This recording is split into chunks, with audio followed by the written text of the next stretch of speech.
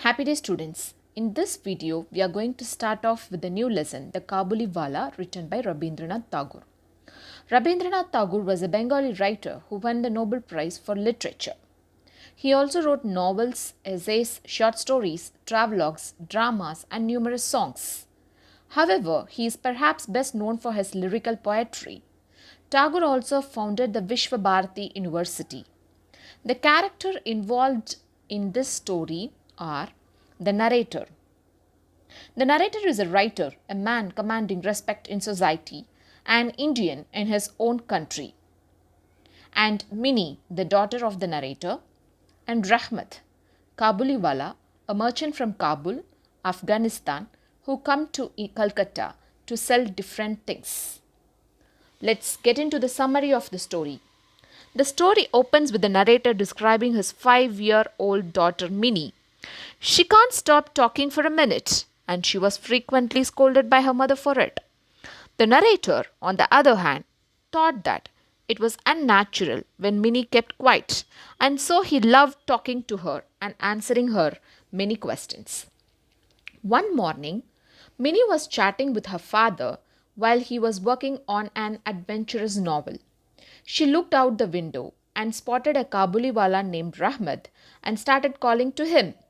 However, when he came over, Minnie ran into another room, convinced that his large bags are full of children, not goods.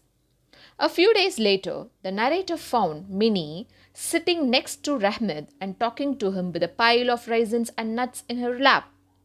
Among the numerous jokes they have together, one starts with Rahmat telling Minnie, "Don't ever go off to your father in law's house." The narrator felt happy to spend the mornings just listening to Rahmat's stories of Afghanistan and traveling. Minnie's mother was very different. She was scared of the outside world and imagined that it is full of extreme dangers. Unhappy with Rahmat, a complete stranger, spending so much time with Minnie, she warned the narrator to keep an eye on him. When the narrator told her there was nothing to worry about, she said about the possibility of Minnie being kidnapped and sold into slavery. Rahmat, however, continues to come and the narrator continues to enjoy seeing him with Minnie. One morning, the narrator heard something going on in the streets and looked out the window to see Rahmat being led down the streets in handcuffs. The narrator ran outside and Rahmat confessed to him that he got into a physical altercation with a customer who had refused to pay, and during the fight, he stabbed the customer. Minnie came out and asked Rahmat if he was being taken to his father-in-law's house, and Rahmat said yes. Rahmat was sent to jail. Too easily, Minnie forgot her old friend and made new friends.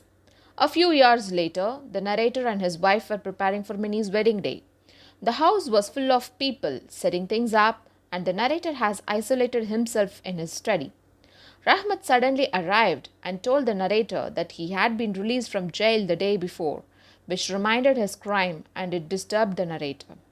The narrator told Rahmat that they were busy and he should leave, but Rahmat requested to see Minnie for one last time. Once again, the narrator tried to brush him off and Rahmat prepared to leave, but when he neared the door, he asked the narrator to give Minnie some grapes, nuts, and raisins he brought for her as a reminder of their past friendship. The narrator gave some money to pay Rahmat, but he refused the payment and told the narrator that he had come with his own daughter in mind, not to do business. Rahmat pulled a crumpled piece of paper out of his pocket and showed the narrator the handprint of his daughter that he carried with him while he travels for work. Seeing it, the narrator forgot then that he was an Afghan raisin seller and he was a Bengali babu, instead recognizing that he was a father just as I am a father. This changed the narrator's mind about sending Rahmat away, and instead he called Minnie down. When she came down, she was dressed as a bride and felt shy and uncomfortable. Rahmat tried to joke with her as he used to, asking if she is going to her father-in-law's house. But instead of laughing and asking questions, Minnie blushed and looked away. The narrator felt a strange ache in his heart.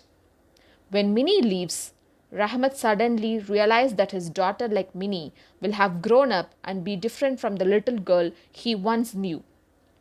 As Rahmat thinks about Afghanistan and his daughter, the narrator pulled out some money and asked Rahmat to use it to go home.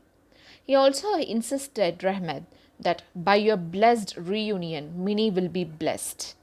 Giving Rahmat the money meant that Minnie's wedding party was not as grand as it might have been, but the narrator was happy with it, believing that the ceremony was lit by a kinder, more gracious light. The story is built around similarities and contrast within each character and between the three characters. Minnie's feelings towards the Kabuliwala change as she grows up. As a child, she thought of him as a playmate and enjoyed the jokes they shared. But as a bride, she is different. She is shy and distant because she has lost her innocence and perhaps even forgotten the stories that they once shared. Her father's feelings change too. Initially, he sees the Kabuliwala as his daughter's playmate and is not too concerned about the social difference between them. But when he sees him again after his release from prison, he sees him not only as being socially inferior but also as a criminal and does not wish to have anything to do with him. When Rahmat explains the reason behind his friendship with Minnie, he is able to overcome his preconceptions and respect him as a person, as another father like himself, pinning for his child and assuaging his grief with his friendship with another child. I hope the summary will be helpful for you all. Thank you so much for listening to this video. Have a good day.